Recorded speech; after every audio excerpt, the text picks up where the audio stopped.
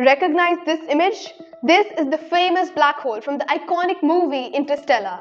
And this is the first ever real image taken of a black hole. One thing similar between the two black holes is a dark region surrounded by a ring of light. This boundary is the event horizon. But why is there complete darkness beyond this point? This can be explained using the general theory of relativity.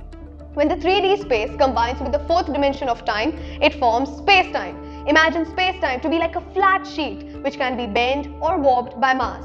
This bending of space-time is the fundamental cause of gravity. Black holes are formed when a massive star collapses into a tiny point called singularity, which has infinite density and immense gravity.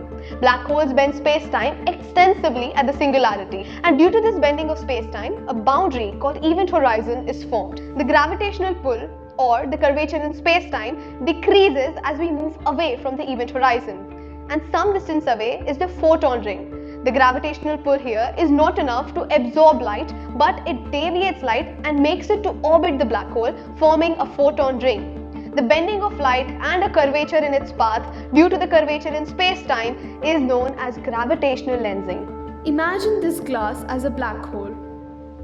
On moving the glass across the paper, notice how the grid warps around it. This is similar to how black holes bend space-time. This straight line, which is light, also bends due to the event horizon. The deflection decreases as we move away from the event horizon and singularity. But what happens once we reach singularity? Is it a point where space-time becomes undefined, or is it a point where light has no existence?